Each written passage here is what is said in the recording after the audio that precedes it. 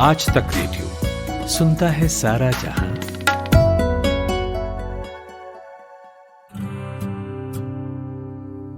चलिए आपको सुनाता हूं आपकी ही कहानी।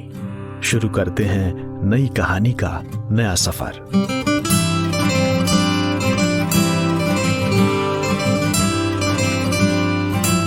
स्टोरी बॉक्स विद जमशेद कमर सिद्दीकी। दोस्तों, आज मैं आपको सुना रहा हूं अपनी लिखी एक कहानी जिसका नाम है सांवली सी एक लड़की।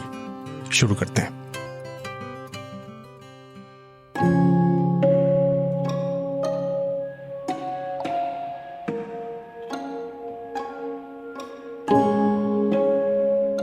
एक बहुत बड़े फिलोसोफर ने कहा है कि आप कैसे दिखते हैं यह सिर्फ तब तक मायने रखता है जब तक आप बोलते नहीं, क्योंकि इंसान अपने लफ्जों के पीछे छुपा होता है। वो जितना ज्यादा बोलता है उतना ज्यादा खुलता जाता है, और वो जैसे जैसे खुलता है वैसे वैसे उसकी असलियत सामने आने लगती है, जो अच्छी भी हो सकती है और बुरी भी। मैं ये बात आपको क्यों बता रही हूं? शायद इसलिए क्योंकि मुझे भी ऐसा ही लगता है कि मेरा पहला इंप्रेशन किसी पर भी बहुत खराब होता है। यूं तो मैं एक फोटोग्राफर हूं, तस्वीरें लेने का शौक है मुझे, लेकिन मेरी तस्वीरें ना थोड़ी अलग हैं। मैं समुंदर के अंदर जाकर तस्वीरें खींचती हूं।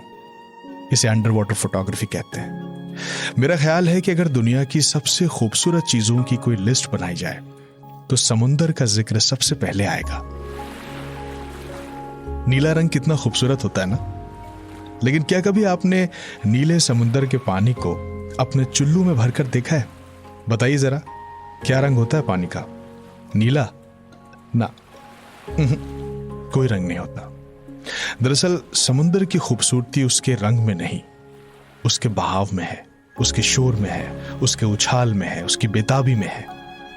लेकिन फिर भी न जाने क्यों इसी रंग की बुनियाद पर पूरी दुनिया की तमाम इंसानी कौमों को अलग अलग हिस्सों में बांट कर देखा जाता है। खासकर लड़कियों के मामले में उनका रंग कभी कभी उनके सारे टैलेंट पर भी भारी हो जाता है।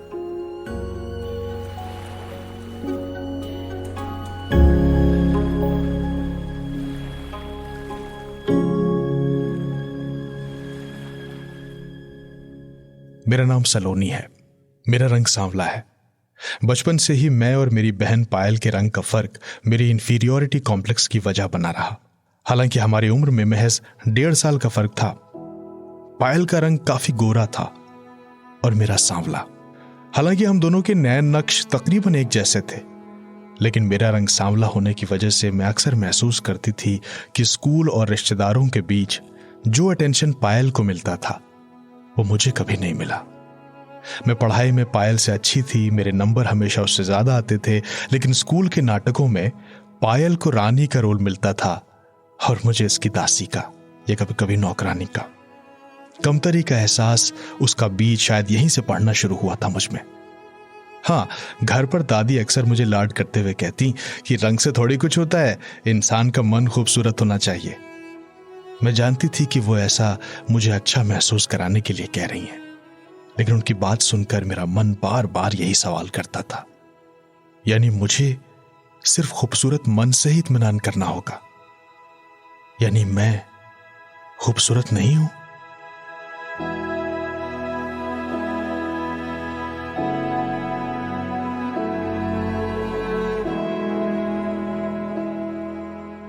मैं कमरे में रखे आईने में खुद को देर तक देखती थी, जिस पर लिपस्टिक से लिखा हुआ था यू लुक ब्यूटिफुल।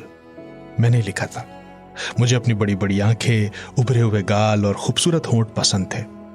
आईने के सामने अलग अलग तरह से मुस्कुरा कर देखती थी कि मैं कैसी लग रही हूं। मुझे अपने रंग रूप से कोई गिला नहीं था।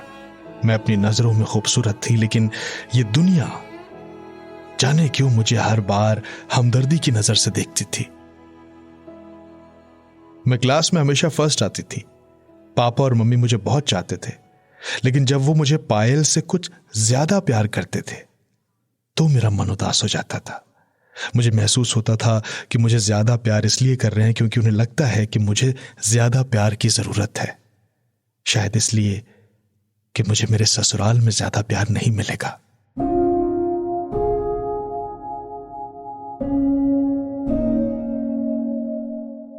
खैर, धीरे धीरे वक्त गुजरा।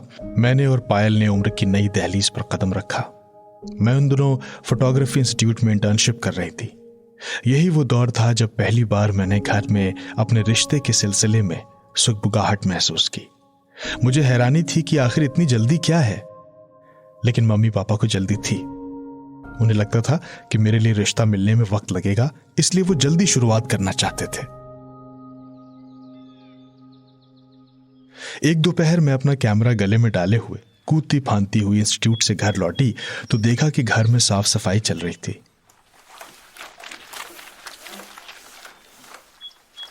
माहौल बदला बदला सा था। मुझे देखते ही मम्मी ने मेरा हाथ पकड़ा और मुझे मेरे कमरे में लाकर तैयार करने लगी। लड़के वाले तुझे देखने आ रहे हैं, मम्मी ने मुझे बताया और मुझे एक पर्पल साड़ी पहनने को दी।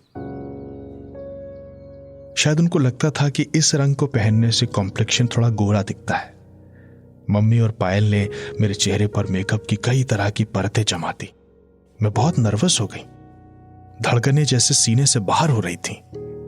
खैर, कुछ देर में मम्मी और पायल ने मुझे पूरी तरह से तैयार कर दिया और फिर वो दूसरी तैयारियों में लग गई। अब मैं कमरे में अकेली थी। मैंने आईने में खुद को देखा और शायद पहली बार खुद को देखकर मैं और उदास हो गई। मेरे चेहरे पर सफेद रंग जैसा बहुत सारा पाउडर थोप दिया गया था। मैं गोरी तो लग रही थी, लेकिन खूबसूरत नहीं।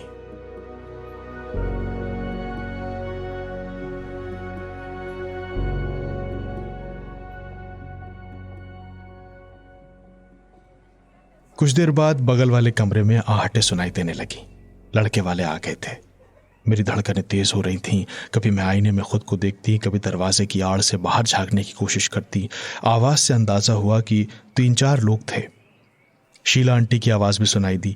वो शीला आंटी हमारे पड़ोस में रहती थी और उनका फुल टाइम काम यही था कि वो रिश्ते लगाती थी। तो कुछ ही वक्त गुजरा था कि मेरे कमरे में दरवाजे पर आहट हुई। मम्मी थी। वो आई और मुझे चलने के लिए कहा। मम्मी के चेहरे पर भी एक अजीब सा भाव था। मैंने इससे पहले उनके चेहरे का ये रंग कभी नहीं देखा था। मैं उनके साथ चल दी। मम्मी ने मेरे कंधे पकड़ लिए जैसे मैं कोई बीमार हूं और धीरे धीरे चलने का इशारा किया। ड्राइंग रूम में दाखिल होने से ठीक पहले दरवाजे पर छोटी बहन पायल ने मुझे ड्राई फ्रूट से सजी एक ट्रे थमा दी। मैंने ट्रे पकड़ ली। मम्मी ने फिर इशारा किया और मैं छोटे छोटे कदमों से ड्राइंग रूम की तरफ बढ़ गई। अरे लो बेटा विकी, तुम तो कुछ खा ही नहीं रहे। यह पहला जुमला था जो मैंने ड्राइंग रूम में दाखिल होते हुए सुना था। मेरे वहां पहुंचते ही एक सन्नाटा सा छा गया और फिर एक आवाज गूंजी। अरे आओ सलोनी बेटा, आओ, यहां बैठो। हाँ, इधर आओ, इधर, आराम से आराम से। हाँ, यह आवाज शीला आंटी की थी। मैंने ट्रे मेज पर रखने की कोशिश की, लेकिन मेज पर पहले ही बहुत सारा नाश्ता था, तो कुछ प्लेट्स खिसकाकर जगह बनाने की जरूरत थी, लेकिन वहां मौजूद किसी ने भी उस तरफ ध्यान नहीं दिया। सबकी नजर मेरे चेहरे पर थी। तभी एक आवाज गूंजी, लाइए ये मुझे दीजिए। यह आवाज विशाल की थी। विशाल। उसने मुझसे वो ट्रे ले ली और दूसरे हाथ से कुछ प्लेट्स खिसकाकर मेज पर जगह बनाकर ट्रे रख दी।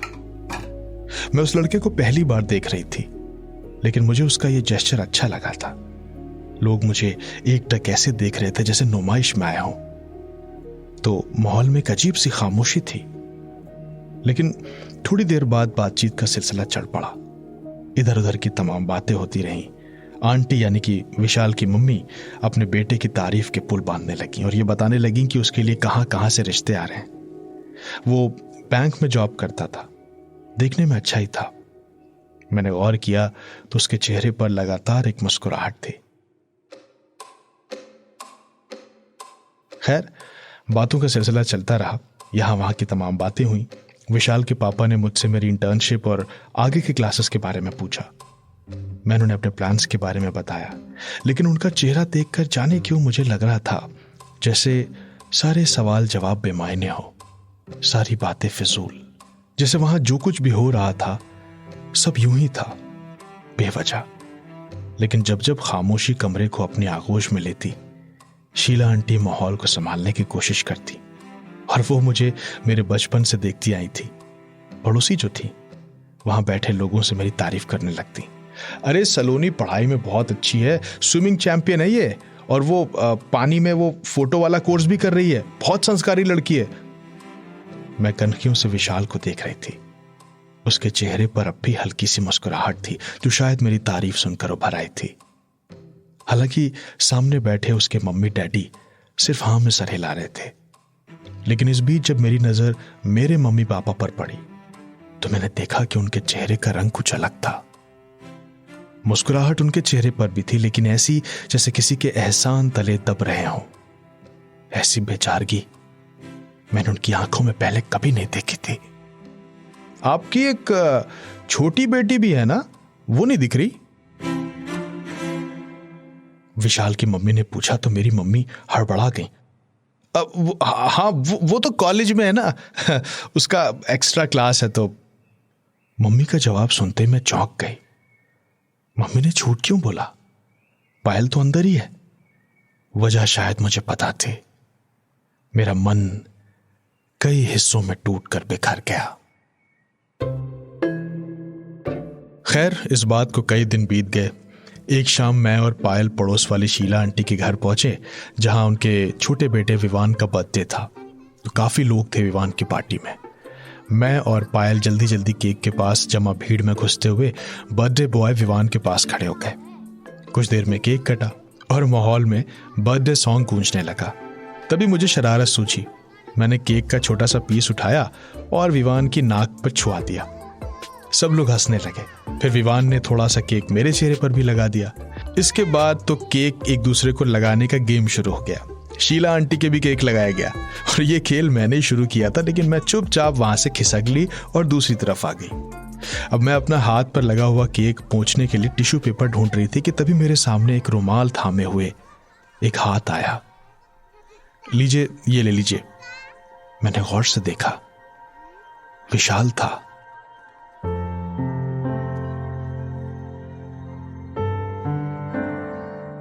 विशाल को वहां देखकर मैं चौंक गई। शायद शीला आंटी के रिश्तेदार होने की वजह से वो उस बर्थडे की पार्टी में था। घुंघराले बाल, लाल रंग की शर्ट और ब्लू जीन्स पहने वो अच्छा लग रहा था। पर मैंने उसे घूर कर देखा और बिना जवाब दिए दूसरी तरफ चली गई। विशाल मुझे गौर से देख रहा था, लेकिन मैंने उसकी तरफ ध्यान भी नहीं दिया और मैं तेज कदमों से घर की तरफ निकल आई। लेकिन घर पहुंची तो वहां पापा और मम्मी के चेहरे पर एक अजीब सी उदासी थी। मैंने पूछा, क्या हुआ? तो मुझे बताया गया कि विशाल के घर से इस रिश्ते के लिए इनकार कर दिया गया।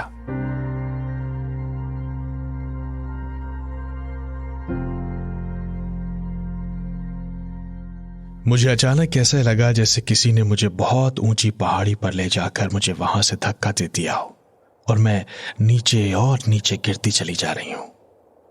रिजेक्शन आपको अंदर तक तोड़ देता है। मुझे भी तोड़ दिया था, पर जिंदगी है तो जीना तो है ही, क्या कर सकते हैं। दर्द से उभरने में वक्त तो लगा, लेकिन फिर कुछ दिन के बाद मुझे एक ऐसी खुशी मिली कि सारे गम धुल गए। कम से कम गमे रोजगार के तो दिन खत्म हो गए थे। जिस कंपनी में मैं इंटर्नशिप करती थी वहां मुझे जॉब ऑफर हुआ और अब मैं एक प्रोफेशनल अंडर वाटर फोटोग्राफर थी। और इतना ही नहीं, अगले हफ्ते मुझे मुंबई भेजने की तैयारी भी चल रही थी। मैं बहुत खुश थी। इनफैक्ट घर में सभी लोग बहुत खुश थे। मैं अपने आने वाले दिनों के बारे में सोचने लगी जो समुद्र की गोद में बीतने वाले थे। मेरे ख्वाब लहरों की तरह हिलोरे ले रहे थे। एक शाम जब मैं ऑफिस से निकल रही थी कि तभी एक आवाज से मैं चौंक गई। Excuse me. मैंने पलटकर देखा तो विशाल था। इस बार मैं गुस्से से लाल हो गई। यूं बार बार सामने आकर जख्मों को क्यों कुरेद रहा है वो? मैं गुस्से में उसकी तरफ बढ़ी। क्यों पीछा कर रहे हैं आप? क्या चाहते हैं? शादी करना चाहता हूं आपसे, विशाल ने कहा। उस वक्त जैसे वक्त ठहर गया था। मैं एकटक उसे देख रही थी। जी हां, I want to marry you. मैं उस शाम जब आपसे पार्टी में मिला था जहां पायल आपके साथ आई थी, आपके चेहरे की सादगी और मिजाज की मासूमियत देखकर यह फैसला मैंने उसी वक्त कर लिया था।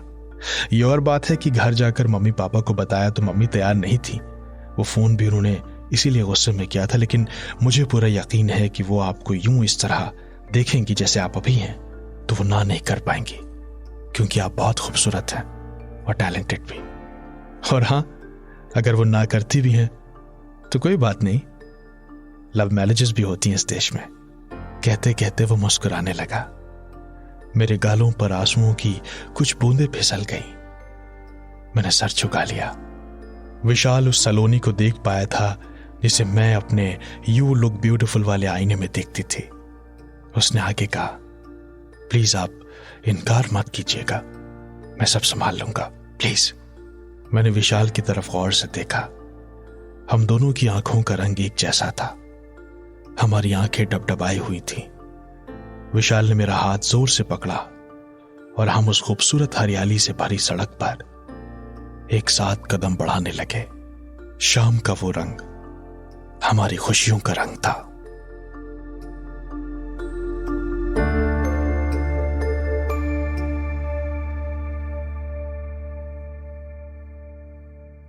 तो दोस्तों, ये थी कहानी सांवली सी एक लड़की। कैसी लगी आपको हमें जरूर बताइए। हमारा पता है radio@aajtak.com। एक गुजारिश फिर से करूंगा कि अगर आप ये कहानी स्पॉटिफाई पर या गूगल पॉडकास्ट पर या एप्पल पॉडकास्ट पर सुन रहे हैं तो प्लीज हमें रेटिंग्स दीजिए। इससे होता यह है कि ये कहानी और लोगों तक पहुंचती है, तो हमें रेटिंग जरूर दीजिए। इस कहानी का साउंड डिजाइन किया है कपिल देव सिंह ने। मेरा नाम है जमशेद कमर सिद्दीकी। दुआओं में याद रखिएगा।